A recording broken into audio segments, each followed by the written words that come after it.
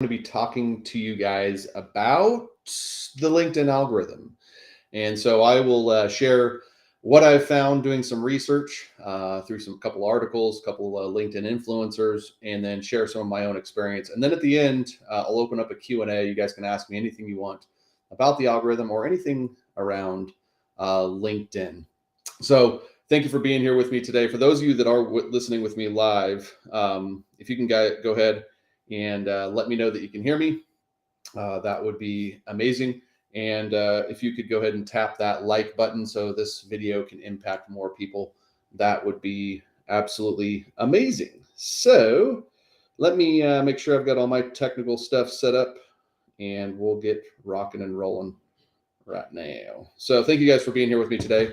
Again, if you can go in the comments, let me know that you can hear me. That would be fantastic. And the first question I have for you guys is, for those of you that are creating content on LinkedIn, have you noticed any type of increase or decrease in your engagement? I'd be curious if you can go in the comments and just kind of share your own personal experience. For me, I've definitely noticed a shift in the algorithm. Actually, in terms of views, my views are actually, I think, up. And so thank you, Todd.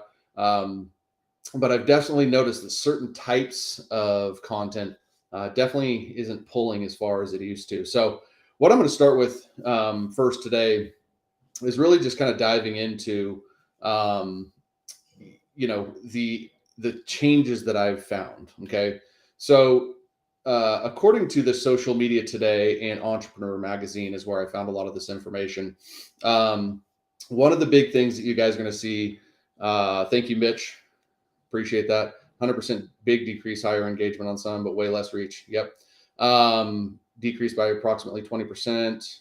Yeah, there was a huge big fluke a few weeks ago, and then since then it doesn't seem like it's getting much engagement. So yeah, it's been really wonky over the last couple of weeks. I feel like the last couple of weeks has been crazy. Yeah, great feedback, Dan. Higher with writing, less with video. So I think a lot of the things that will views up on value-added content. Yeah, so this is really good. This is excellent. I really appreciate you guys, because what you're going to find with what I've found is there's a lot of congruency there. So one of the things that LinkedIn, you go back to the pandemic,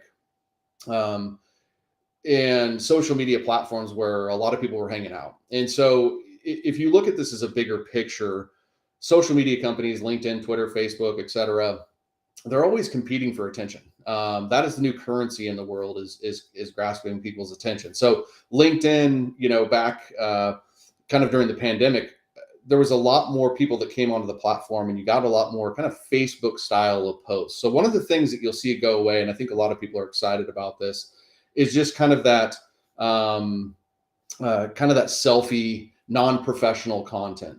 Now, I still think that that's important for personal branding. I don't want you guys to ditch that, but don't expect selfie stuff to go viral like it used to if you guys were doing some of that. And that's not really what this platform is designed to do.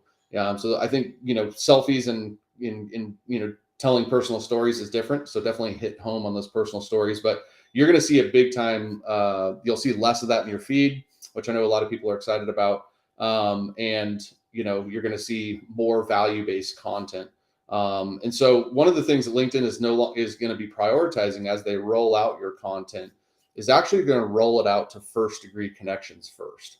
And I know that sounds obvious, but that's not really what they were doing in the past.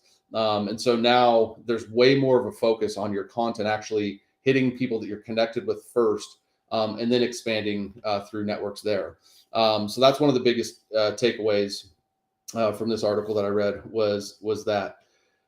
Now, this is going to be probably the most obvious thing, and it kind of ties into what you were saying, Jennifer. And I can't even believe this is like a part of the algorithmic change, but here we go.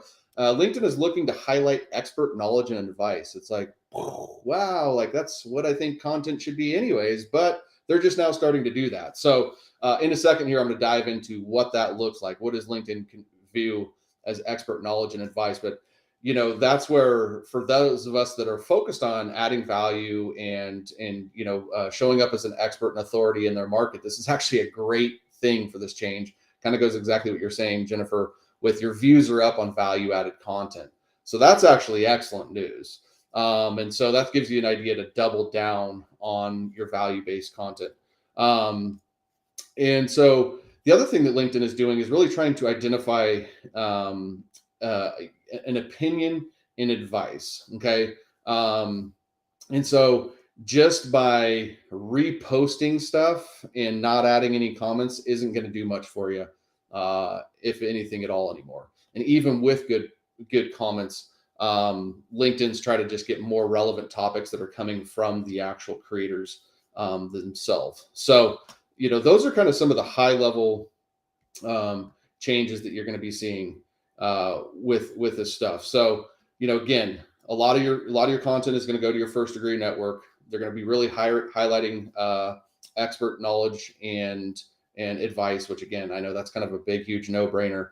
And then they're going to kind of penalize. Actually, one of the things they're going to penalize kind of low quality stuff. And so I think a lot of people get into this thing where they think content is promotion, and those promoters aren't going to be rewarded on LinkedIn. So, your promotional content, don't expect as much of, a impact in your reach and engagement with promotional type of content. Sometimes people view that stuff as spammy, and they don't want to be sold to, through the LinkedIn feed. So, last thing is making sure that you prioritize, quality stuff over quantity of things. So, those are the big kind of changes that are happening with LinkedIn right now. And I'm just going through an article here real quick, guys, to make sure I hit everything that we've talked about. So I wanted to talk about specifically now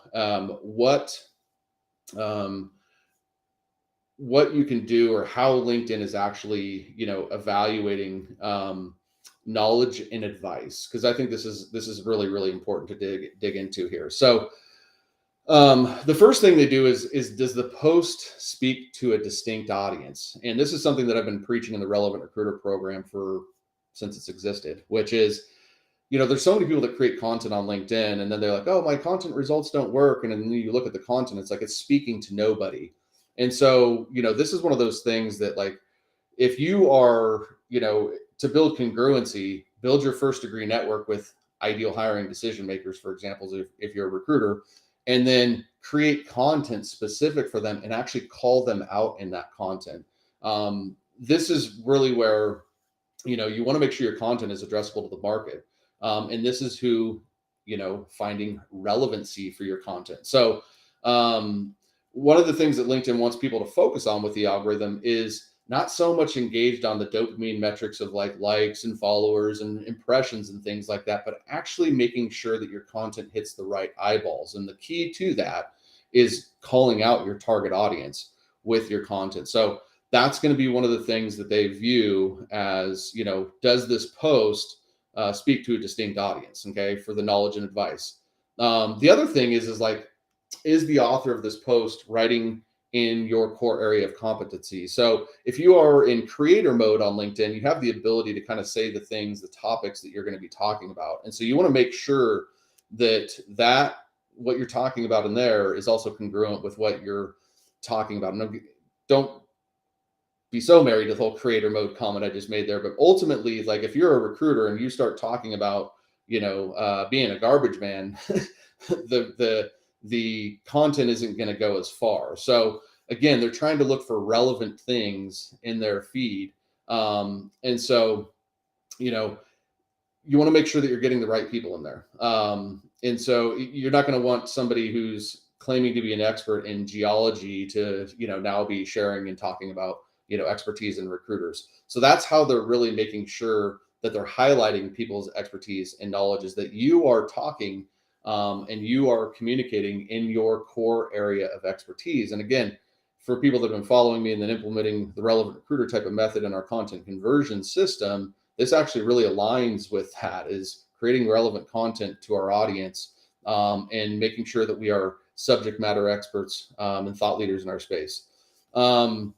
The next thing is what they're finding out is the post has meaningful comments. So over the years, what people have figured out is one of the, if you were to break it down very simply, LinkedIn is going to give more juice, so to speak, to a post that they feel like there's an actual conversation going on as a result of that post. Okay. So if you're looking to really truly drive engagement, try to find a way to start conversation. But what was happening in the past is when you comments usually go pretty far, to drive your LinkedIn algorithm. So what you would see is like they had these LinkedIn pods where people would go in and they would just, you would post and then you would agree and everyone would comment on the post on the post, basically just trying to hijack the algorithm.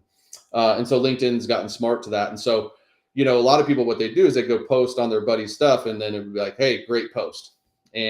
Or sure, good stuff. Really, really like that. And it was still driving the algorithm. So what LinkedIn's doing now is they're looking for more meaningful comments. Things that, really are going to, again, get that conversation going, get people into meaningful dialogue. That's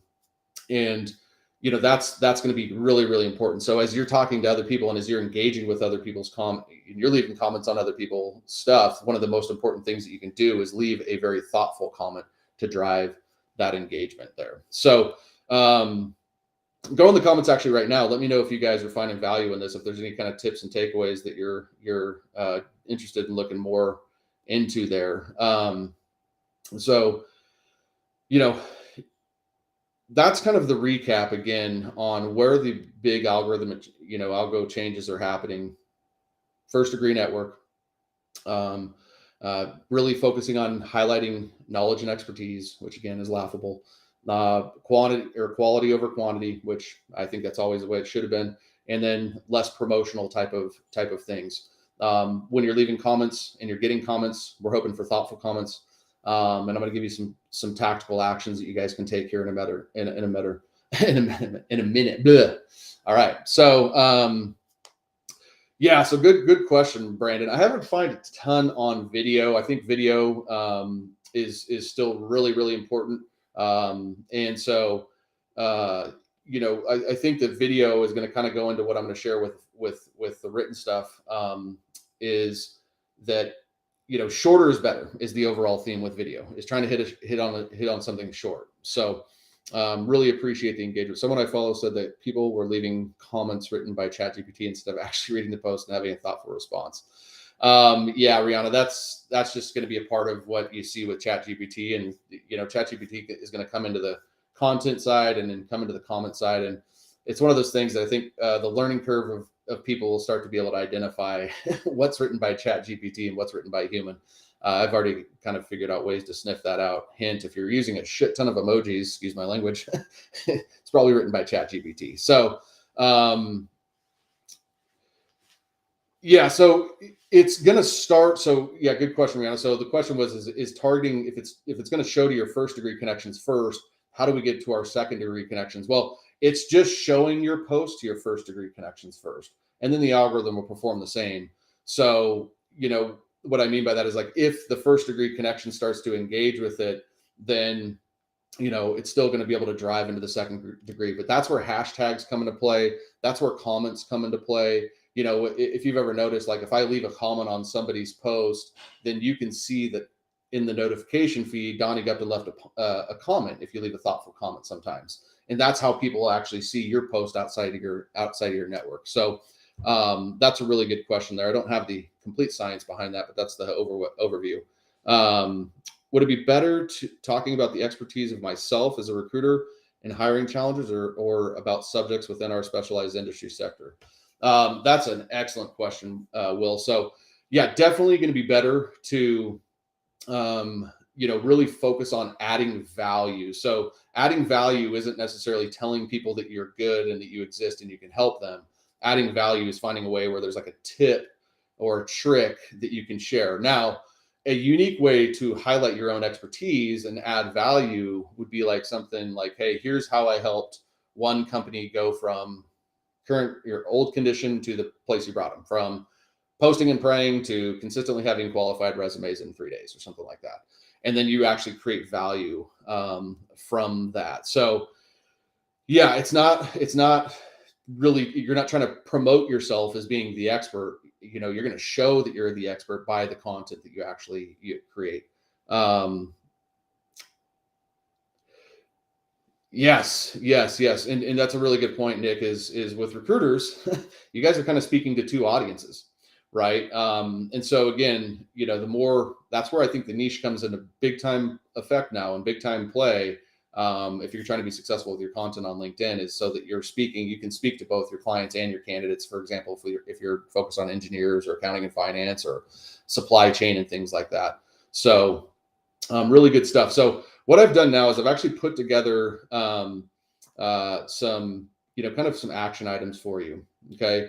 And some other thoughts that I've kind of boiled this down. So the first action I would suggest that you guys take is, if you're not strategically growing your network of first degree connections, then that you should be doing. You should be basically stockpiling connections that you can turn into a community and an audience, by creating specific content for the people that you're connecting with. This is what I do every single day. I connect with, recruiting firm owners, managing partners, executive people within, boutique recruiting agencies and independent recruiters. And then I create specific content for them all the time. Okay.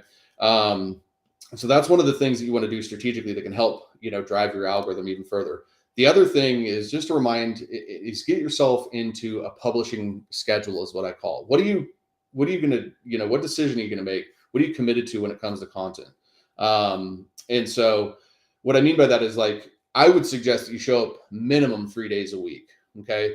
And I think the more serious you get, then there's definitely a case to show up daily and even multiple times a day. If you look at the people who are most successful on this platform, they're not short on content. Okay. And they found that bridge between where they are doing quantity, but they're also doing quantity at a high quality level. So, but the point here is, if you start posting 3 days a week and then you drop off, expect that your next post that you post after that, when you pick back up, are going to be decreased in reach. Okay.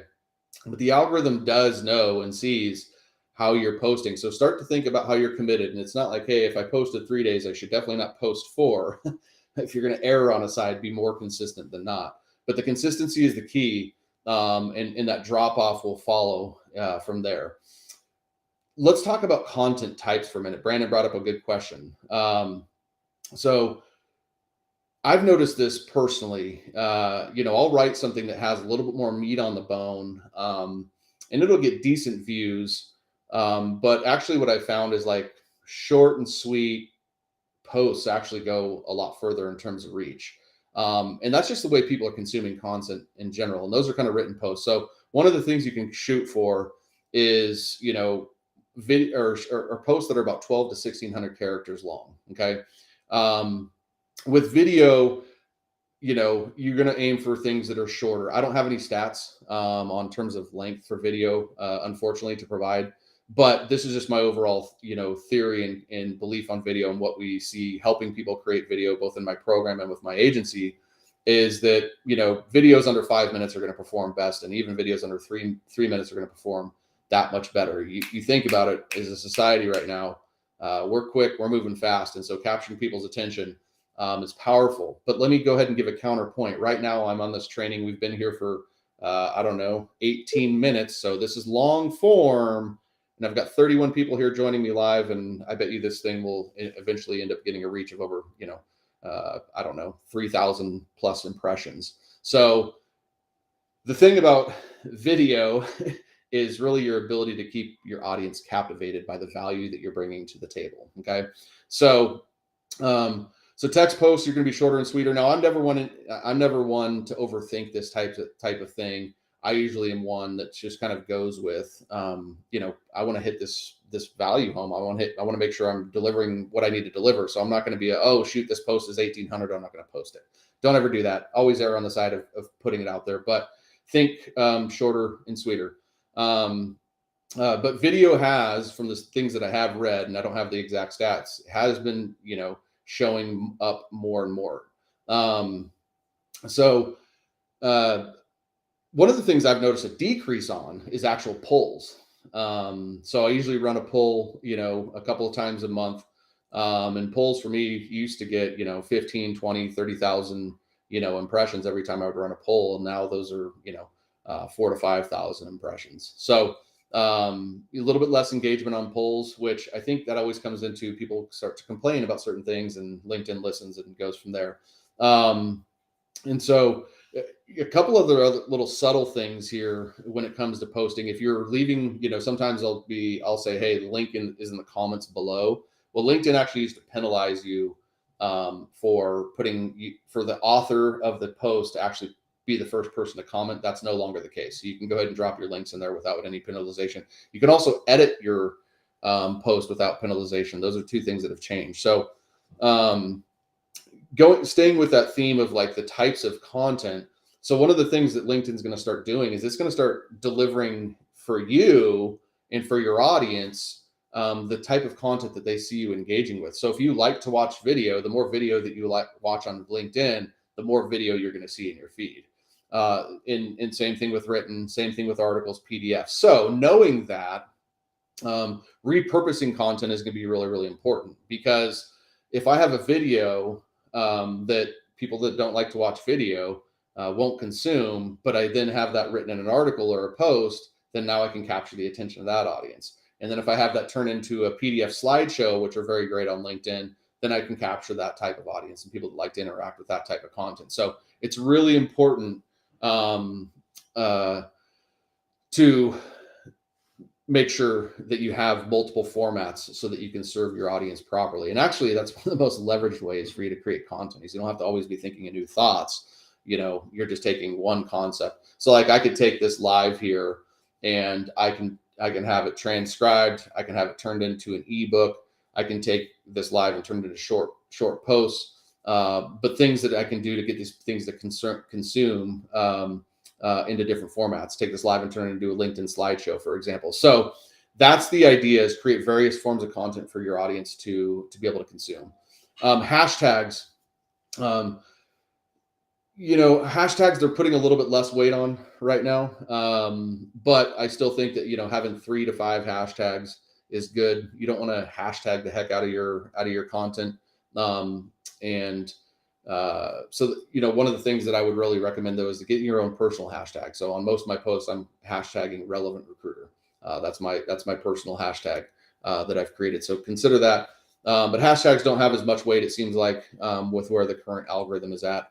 And one of the things that people have done in the past is they tag people. So I actually did this as an experiment on Friday, and it definitely proved to be true. So what I did is people, like if I were to tag somebody who's got bigger following or more influence than me, then what happens, or why people do that, is to try to like kind of pull into that audience because of that tag. But LinkedIn really views that as spam. So if you're going to tag somebody in a post, make sure that they're going to engage with it. If not, they're going to penalize it. If you're going to tag a page in a post, make sure that they're going to engage with it. If not, they will penalize it. So be careful who you tag, because if they're not engaging with your post, they'll penalize it. So last week I shared a recommendation for a book on Friday. You can see it in my feed.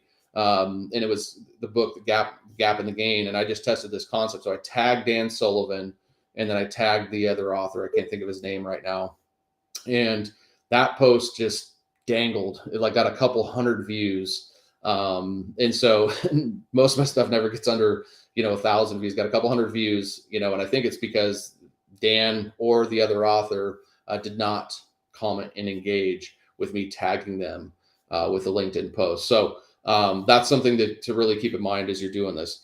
The other thing that's really important to know is, once you post, is you need to nurture your post. And what I mean by that is really, as people start to engage and interact with that, if people comment, you need to be commenting back within an hour of that. And that's really what's going to drive that. And again, LinkedIn's looking for conversation. So as a comment happens, that's the next step of the conversation. You comment back, that's another part of the conversation.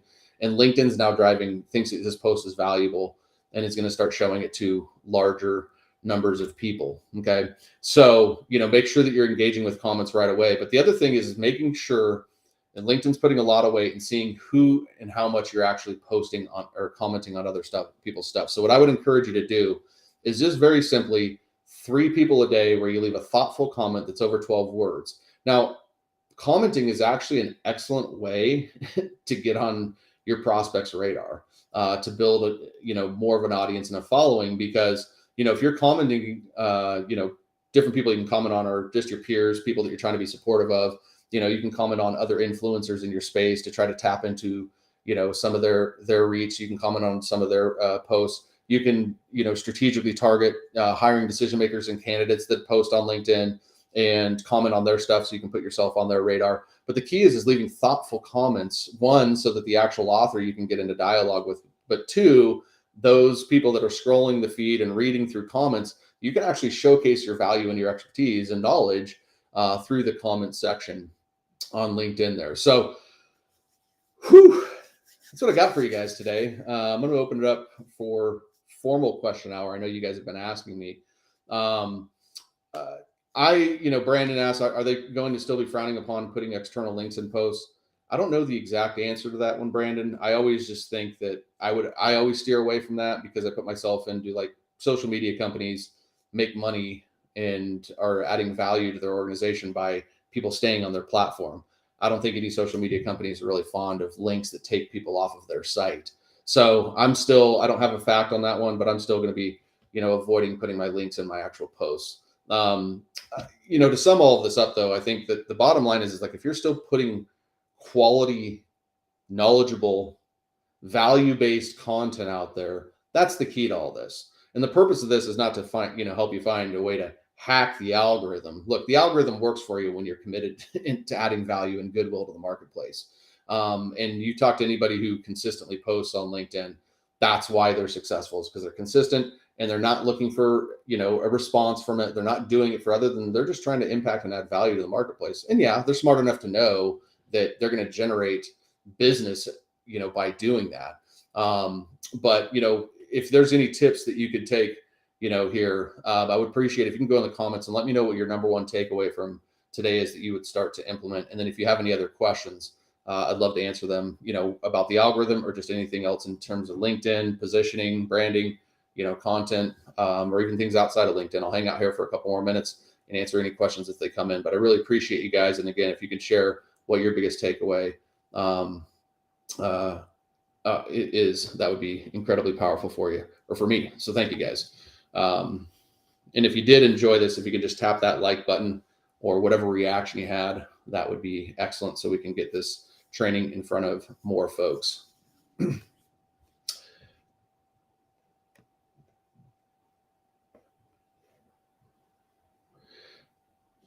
Yeah, Rihanna, I don't think a ton of hiring managers are following hashtags. But my theory is I don't ever want to put anybody into a bucket. So I'm going to always work off of a best practice.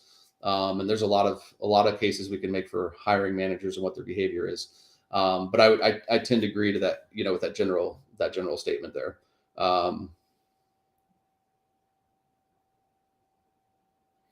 Awesome, Dallas. Well, glad that one hit home. The 3-comment tip was great. I hadn't thought about commenting as such a great way of outreach. Yeah, it's probably one of the most underrated things that you can do. And if you think about it from your personal brand, if you go into somebody who's in your industry that has a following and you start to build engagement with that, and you're just going to pick up more people that like what you have to say. And that kind of goes back into what Rihanna was saying earlier about, like, people that are using ChatGPT for their commenting stuff. Well, people are going to start to see through that stuff. And so taking, the extra 5 minutes it's going to take you today to scroll through your feed, and there's actually more strategic ways that you can do this, but ultimately to be able to, comment on people's stuff is probably one of the most, basic, low level, easy ways to generate new business, and to really establish your brand in the marketplace. The other thing too, that's really interesting about it is, like, as you guys are all commenting for me here, I appreciate it. I really do. You guys are helping me, which is then helping other people, because if you found value in this, then other people are going to find value in this. And so, if you're really leaving thoughtful comments, you're really helping your peers. You're doing them a favor as well.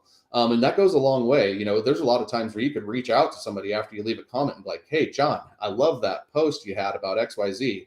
This was my biggest takeaway, blah, blah, blah, blah. So, yeah, that there's a lot of different ways that you can get creative on outreach. But it looks like that's all the comments that are questions that have come in here. So I appreciate you guys hanging out here with me today. Again, if you enjoyed this, go in there and like it and love it. You can view this podcast if you go to my website, donniegupton.com, and go under content.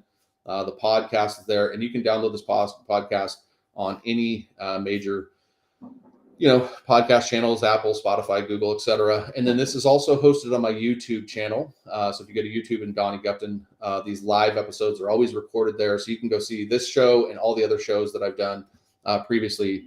And this is one of my favorite ways to add value to you guys. So again, thank you guys for being here with me and supporting me on this journey.